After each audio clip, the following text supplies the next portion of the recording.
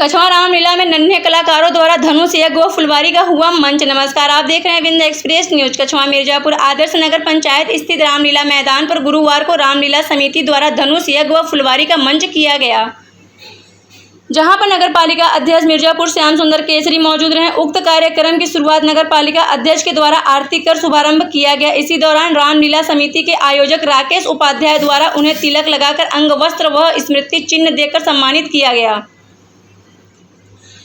इस अवसर पर उन्होंने भगवान श्री राम के जीवन पर प्रकाश डालते हुए उन्हें बताए गए मार्ग पर चलने व प्रभु श्री राम के भाइयों के प्रेम का भी बखान किए। तत्पश्चात कार्यक्रम शुरुआत हुई, जहां फुलवारी के मेले में कलाकारों की मनमोहक गीत व नाटक की प्रस्तुति ने सबका मन मोह लिया। पूरा रामलीला मैदान जय श्री राम के जयकारे व तालियों की गड़गड़ाहट से गूंज उठा। भगवान राम व अनुज लक्ष्मण द्वारा जनकपुर नगर दर्शन एवं फुलवारी प्रसंग का मंच किया गया, जिसमें जनकपुर पहुंचे राजा राम व भाई लक्ष्मण दोनों ने गुरु विश्वामित्र से राजा जनक की फुलवारी देखने का अनुरोध किया। गुरु विश्वामित्र की आज्ञा पाते ही दोनों राजकुमार फुलवारी देखने पहुंचे, जहां उनकी मुलाकात जनक दुलारी माता जानकी से होती है व मनमोहक संवाद की प्रस्तुति होती है। उक्त लीला का मंच स्थानीय नन्हे कलाकारों द्वारा किया गया। उन्हें कलाकारों द्वारा पात्रों का सजीव चित्रण करते देखा। श्रद्धालु भाव विभोर हो उठे। वह पूरा रामलीला मैदान जय श्री राम जयकारे से गूंज उठा। फुलवारी के मंच में कलाकारों द्वारा भगवान राम व लक्ष्मण का अगाध प्रेम का दृश्य देख श्रद्धालुओं के नयन उजल हो उठे, सजल हो उठे।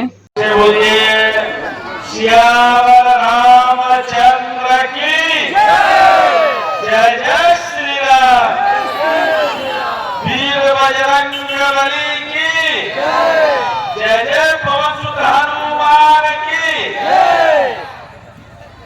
कछवा रामलीला समिति के महामंत्री उपाध्याय जी,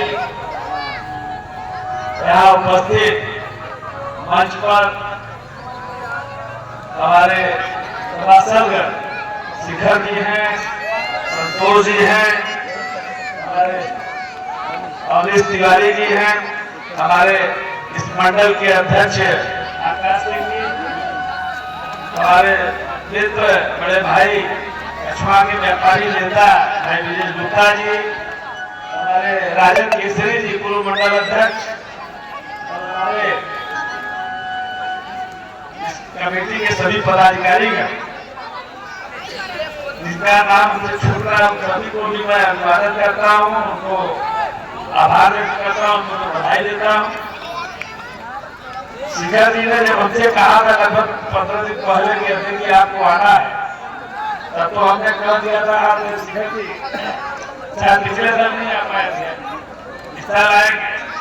हमने कह तो दिया, लेकिन कहने के बाद हमको पता नहीं था 25 सितंबर पंडित दीनदयाल उपाध्याय जी की जयंती है और साथ ही साथ हमारे यहाँ नगर में इतना कार्यक्रम लग गया।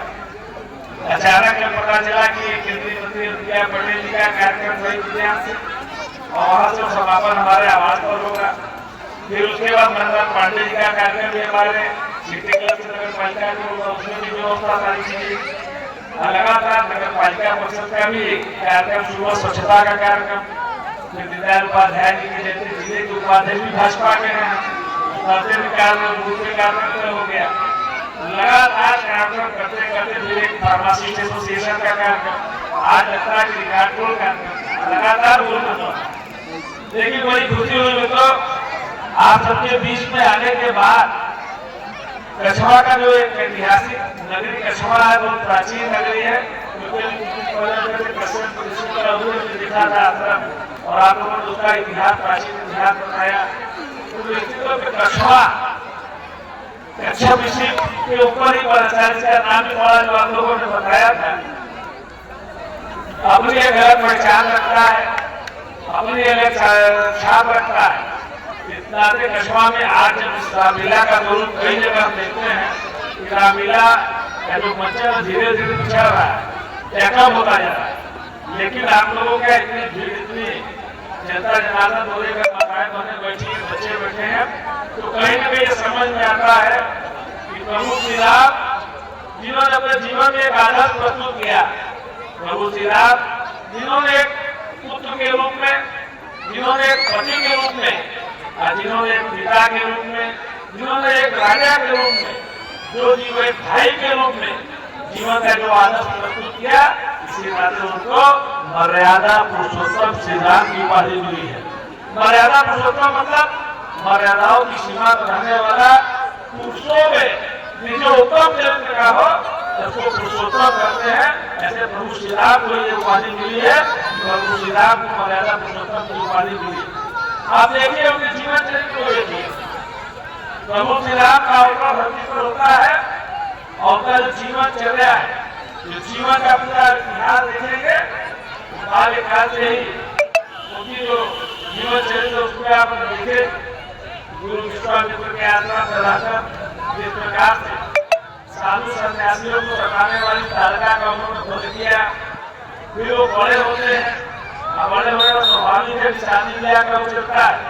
शादी ब्याह के लिए वो विश्वामित्र के साथ राजा जनक के दरबार में जाते हैं और जो तमाम बड़े बड़े राजा आए रहते, सभी राजा, हंकारी राजा, रावण भी था, बहुत सारे राजा थे, लेकिन वहां बताई प्रभु श्री राम अहंकार नाम का कोई चीज नहीं था। इस तरह से उन्होंने शिव के धनुष को भी उठा लिया, उसका प्रत्यक्षा चढ़ाते समय धनुष भी गया।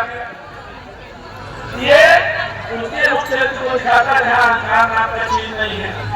माता पिता से उसका विवाह होता है और अगर आज के आधुनिक काल से उस काल की तुलना करें तो उस काल में अगर आप देखिए महाराजा दशरथ की 3 साल फिर रावण के दरबार में जाइए, हमने कई प्रकार के जो उदाहरण लेके प्रभु श्री राम ने माता सीता से विवाह करने के बाद जीवन भर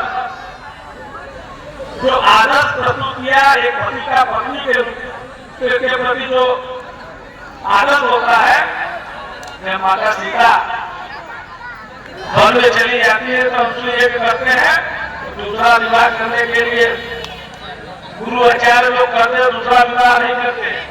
माता सीता का प्रतिमा रखे, मूर्ति रख के उसमें यज्ञ करते हैं।